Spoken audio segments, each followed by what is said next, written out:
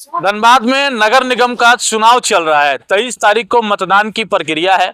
सभी प्रत्याशी अपने अपने वोटरों को साधने पर तुले हुए हैं। लेकिन इस वक्त हम जिस स्थान पर खड़े हैं वो पूरे धनबाद का पॉकेट कहा जाता है। पॉकेट यानी कि जब आपको खाने पीने की आवश्यकता हो तो आप पैकेट में हाथ डालते हैं।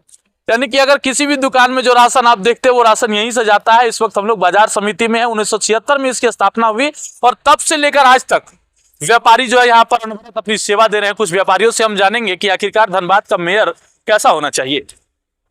दादा क्या नाम हुआ आपका? आनंद।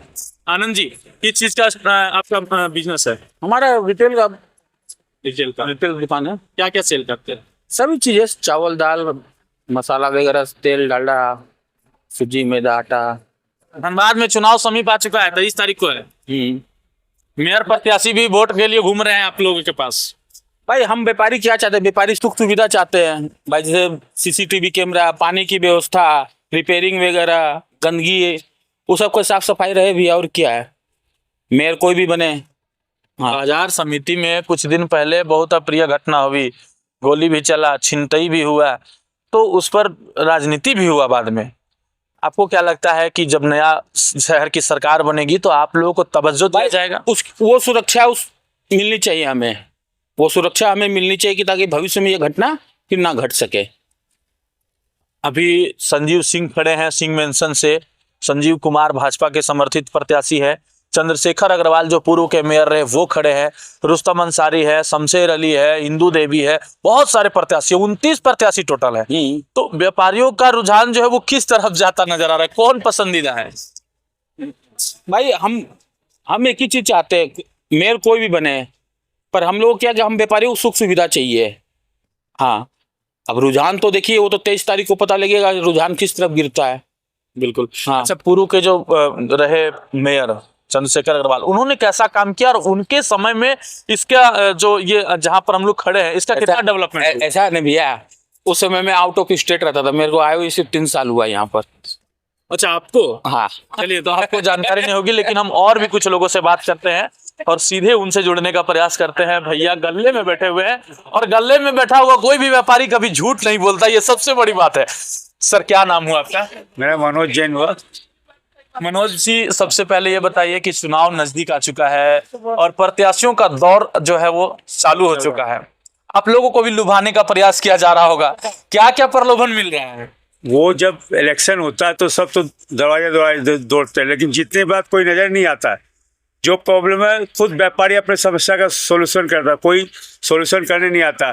आज काफी दिन से चापल का कल खड़ा है, रोड खराब है, गंदगी पूरा फैला हुआ है, कोई देखने वाला नहीं है। जो मोटिया लोग काम करते हैं आप लोगों के अंदर में, आप लोगों के साथी सहयोगी हैं, उनके बिना आपका काम नहीं हो सकता है। उन लोगों की क्या समस्या है? उन लोगों को भी सुविधा नहीं मिल रही है ना। व्यापारी को सुविधा किसी तरह से भी कोई सुविधा नहीं मिल रही है। पानी की व्यवस्था नहीं है, कुछ सफाई की व्यवस्था नहीं है, कोई छिनताई पैसा हो जाता है उसकी कोई प्रशासन की कोई व्यवस्था नहीं है। तो हर समय भुगतान व्यापारी रहा।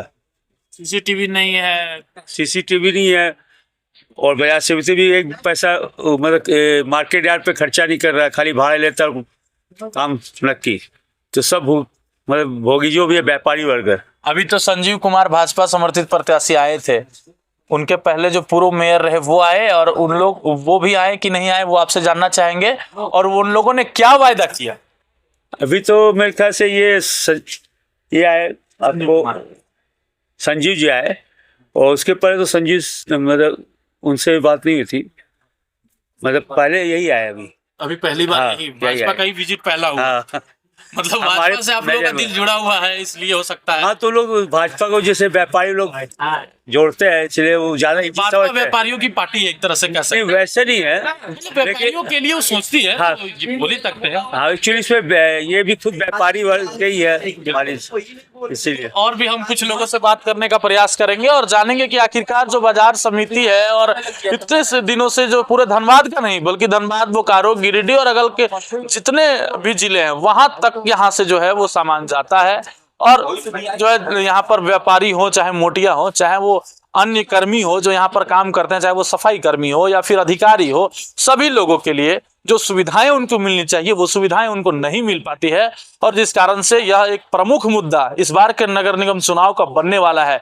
तो अब देखना यह है कि जो प्रत्याशी वायदे करके जा रहे हैं और वादा करके चल जाते हैं, केवल वादे करके जाते हैं, अंकल बोल रहे हैं वादे करके जा रहे हैं, और अगर वादे पर पूरा नहीं खरा नहीं उतरते और किनके वादों पर इनको भरोसा होगा और अपना मतदान किन्हें करेंगे, यह तो 23 तारीख के बाद ही खुलासा हो पाएगा। और तब तक के लिए आपको देखते रहना पड़ेगा 11 स्कॉप से सहयोगी रोशन के साथ प्रभात रंजन पांडे।